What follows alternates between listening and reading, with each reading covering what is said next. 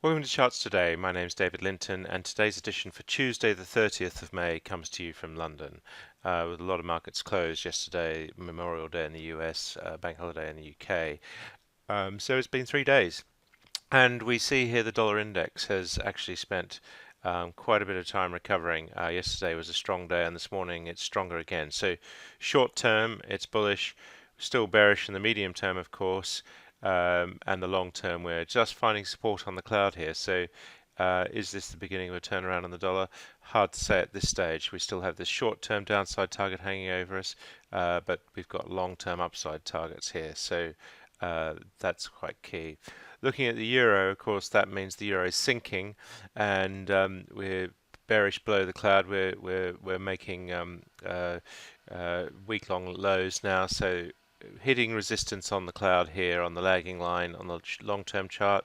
The medium term is still bullish, but the short term is now bearish. No clear downside targets. 111, which we're close to at the moment. Take a look at your 1 minute charts for a clearer direction on the euro for today and the next day maybe. But we've still got these long-term targets hanging over us.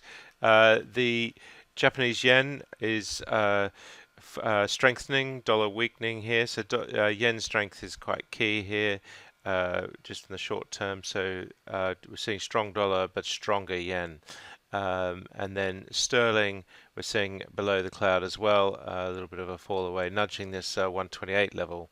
So bearish below the cloud here on the long and short-term charts. The medium term is still bullish, and again, no clear downside targets. So it's not like a dramatic sell-off is giving us a thrust to the downside. Euro sterling. Sterling has just got a little bit of the upper hand at the moment and coming back through the cloud on the short-term chart, but the medium-term chart is still more bullish, the euro. Swiss franc, again, we're just seeing sterling recovering slightly there at the moment, and against the Australian dollar, it's bearish below the cloud with downside targets 169, so about nearly 2% downside on sterling. So sterling is pulling back at the moment. Looking at the S&P 500, on Friday we held the gains, so it's a closing high last week. That's good news. We've activated this upside target on the S&P 500. It's about 30% upside, so it really looks like the US market's set to run much higher. Nasdaq running higher as well. We've got upside targets here of about 9% on the medium-term chart, and the Dow also running higher. Not quite broken to new highs yet, and if it did, it would activate this massive upside target of 2,900. So a lot to do there. And the Russell 2000 just turning bullish as well, the broader US index. So the indices all looking pretty good in the US. The S&P future just down slightly this morning, 0.1%. And the Nasdaq very little changed, the Nasdaq E-mini. So no clear heads up on which way the US will open today. The FTSE 100 is closed at new highs again on Friday, and so that's looking pretty good on all three time frames. And the FTSE 250 is just surging ahead as well. The DAX is below the cloud on the short term, so that's quite interesting. Open yesterday, unlike other markets, so really just waiting for direction from other markets today. But short term, just bearish. The Nikkei also just on that stronger yen, just weakening slightly.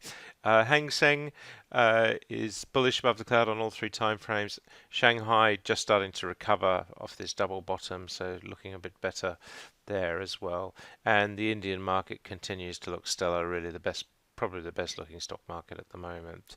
The S&P Australian index below the cloud, just struggling to get out of the doldrums. Brent crude is bearish below the cloud, and it will be interesting to see if we activate this downside target move below 48.40. 48.20 would activate that target on Brent. And WTI, we do have the activated downside target of $37. We're medium-term bearish, short-term bearish here as well. Nat gas down 3%, sold off quite heavily, so just turning into entering bearish territory. So that's quite key. Just looking at some of the other softs, sugar is really volatile here. Just moving below the cloud on the weekly. We've got a downside target of 6%, falling away very heavily, down 3% at the moment. So that's quite significant. Some of the other commodities, coffee is up but bearish on the charts, and cocoa again is up but bearish on the charts. So a lot of volatility in softs, but generally speaking, they're looking pretty poor. Looking at gold, gold is bullish above the cloud on all three time frames on the clouds. Still just got this resistance on point and figure charts to work through. But we've activated this 1293 target. There was a tussle here and the upside won. So we've got 1293 as an upside target. That's 1.94%, say 2% upside. So expect to see gold pushing higher. We're in this flat range at the moment.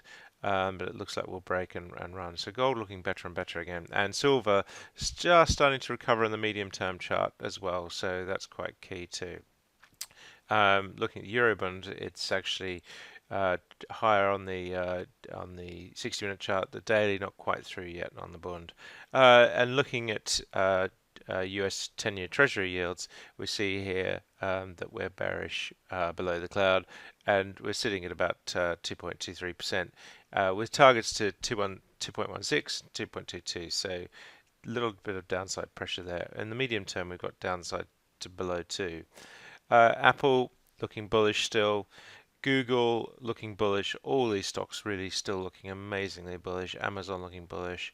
Facebook looking bullish again as well.